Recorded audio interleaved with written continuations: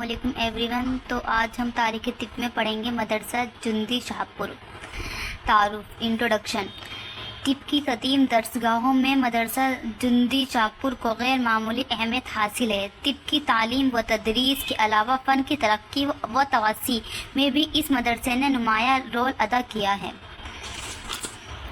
वजह तस्मिया, वजह मतलब रीज़न।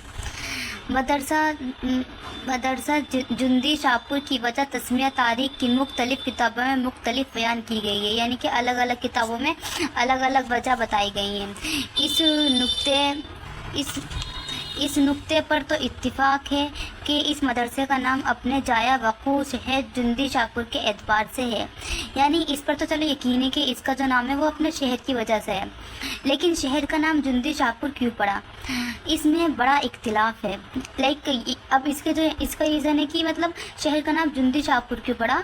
अब उसमें अलग अलग मतलब कि उसमें लोगों की अलग अलग कहानियाँ जुड़ी हुई हैं, आगे देखेंगे हम, जिसकी तफसील में मुताद कहानियाँ गाने वजूद में आ गई। यहाँ शहर जुंदी शाहपुर की वजह तस्मिया से मुताल्लिक हकीकत से करीब सिर्फ दो नज़रियात पेश किए जा रहे हैं, यानी बहुत सारे नज़रिया हैं। अभी हम सिर्फ दो के नज़रिए के बारे में पढ़ेंगे। पहला नज़रिया ये कि जुंदी शाहपुर ईरान में वाक़े एक शहर था जिसको बादशाह शाहपुर अव्वल ने रूमी बादशाह वेलरियान को शिकस्त देकर और शहर इंताकिया को ताराज करके वहाँ के कैदियों पर मुश्तमिल आबादी से ये शहर आबाद किया था।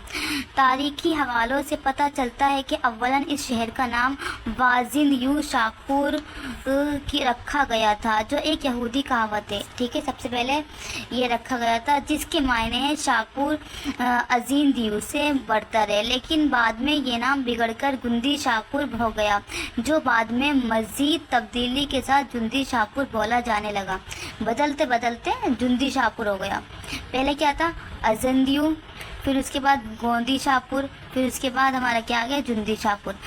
दूसरा नज़रिया ये है कि बादशाह शाहपुर ने इस शहर को फौजी छावनी के तौर पर आबाद किया था, और अरबी में जुंद के मायने लश्कर के होते हैं। चुनाचा जुंद और शाहपुर के ताल्लुक से ये शहर जुंदी शाहपुर के नाम से मारूफ हुआ। ठीक है, दोनों नज़रिया हमने देख लिया। मदरसा जुंदी शाहपुर का क़याम। शाहपुर अव्वल के ज़माने से ही जुंदी शाहपुर में यूनानी अतिब्बा की खासी तादाद मौजूद थी, लेकिन जुंदी शाहपुर की तबी सरगर्मियों का आगाज़ उस वक्त तक हुआ कि जब बादशाह शाहपुर दोम ने इस शहर को अपना पाए तख्त बनाया, और जब एक बार बादशाह बीमार हुआ तो उसके इलाज के लिए मशहूर यूनानी तबीब तियादोरस यूनान से तलब किया गया। जब तियादोरस बादशाह के इलाज में कामयाब हो गए तो बादशाह ने तियादोरस को अपना तबीब खास मुकर्रर कर दिया। चुनाचा तियादोरस जुंदी शाहपुर में ही बस गया और वहाँ यूनानी तिब को राइज किया। उसके बाद मुख्तलिफ असबाब की बिना पर, असबाब मतलब कॉजेस की बिना पर रूम के मदरसा रिहा से ताल्लुक़ रखने वाले अतिब्बा ने भी वहाँ से भागकर जुंदी शाहपुर में पनाह ली और वहाँ तबी खदमात अंजाम दी। इस तरह से शाहपुर दोम की सरपरस्ती और मुख्तलिफ अतिब्बा की मौजूदगी से जुंदी शाहपुर का तबी मदरसा कायम हुआ। मदरसा की तरक्की और तवासी में नौशीरवां का किरदार।